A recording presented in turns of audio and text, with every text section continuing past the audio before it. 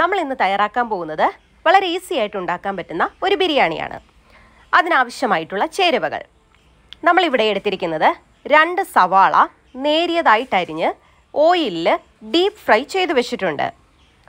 ആ എടുത്തിരിക്കുന്ന ഓയിലിൽ തന്നെ കിസ്മിസും കാഷ്യൂനട്ടും നന്നായി ഫ്രൈ ചെയ്തു. അതിലേക്ക് ആവശ്യമായിട്ടുള്ള ചിക്കൻ ഇവിടെ നമ്മൾ എടുത്തിരിക്കുന്നത് 1.5 കിലോ ചിക്കനാണ്. ഇനി നമുക്ക് അരി തയ്യാറാക്കണം. അതിനുവേണ്ടി ഒരു പാൻ വെച്ച് അതിലേക്ക് ആവശ്യത്തിനുള്ള പശുവിൻ നെയ്യ് ഒഴിച്ച് അതിൽ 4 ഗ്രാമ്പൂ, 2 കഷ്ണം പട്ട, 2 ബേ ലീവ്സ് കട്ട് ചെയ്തത്, 4 ഏലക്കായി ഇതെല്ലാം ചേർത്ത് നന്നായി ഇളക്കുക. അതിലേക്ക് 6 കപ്പ് വെള്ളം ഒഴിച്ചു. ഇവിടെ നമ്മൾ എടുത്തിരിക്കുന്നത് 4 കപ്പ് അരിയാണ്. 1 കപ്പ് അരിക്ക് 1.5 കപ്പ് വെള്ളം എന്ന നിലയിലാണ് നമ്മളിവിടെ വെള്ളം എടുത്തിരിക്കുന്നത്.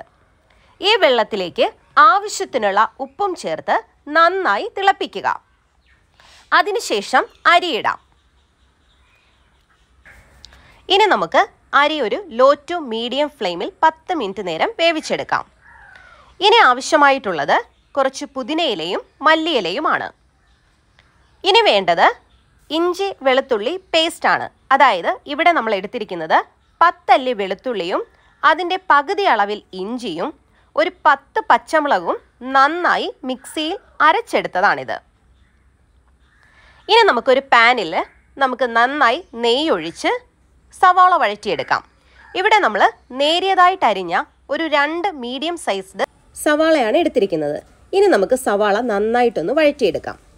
സവാള വഴണ്ടതിലേക്ക് നമുക്ക് ഇഞ്ചി വെളുത്തുള്ളി പേസ്റ്റ് ഇടാം.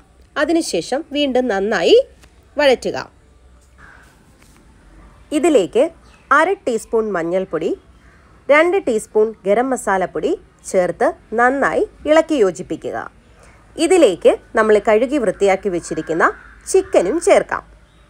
ഏകദേശം ഒരു 5 മിനിറ്റ് നേരം നമുക്കിങ്ങനെ നന്നായി വഴറ്റി കൊടുക്കാം. ഇതിലേക്ക് ആവശ്യത്തിനുള്ള ഉപ്പും നമുക്ക് ചേർത്ത് കൊടുക്കാം.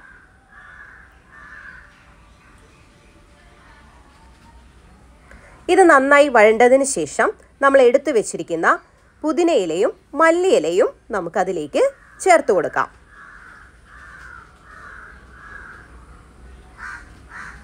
നന്നായി നമുക്കത് യോജിപ്പിച്ച് കൊടുക്കാം. ഇതിലേക്ക് നമ്മൾ എടുത്തിരിക്കുന്നത് ഒരു 2 മീഡിയം സൈസ്ഡ് തക്കാളിയാണ്.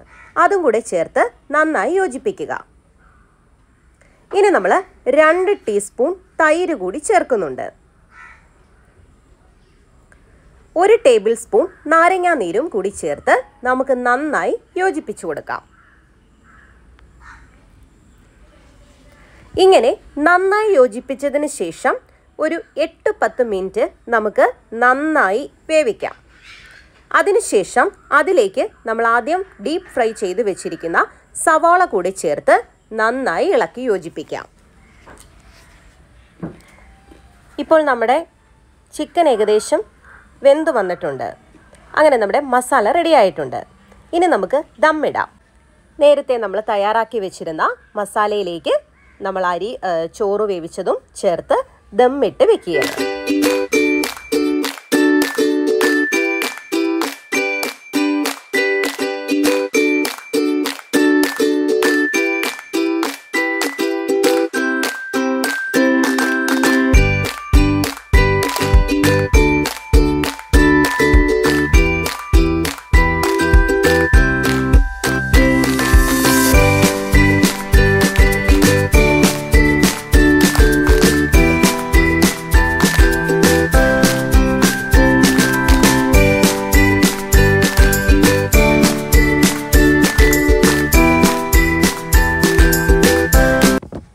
ഇനി നമുക്ക് ഒരു 10 മിനിറ്റ് നേരം ആവി കയറ്റി എടുക്കാം.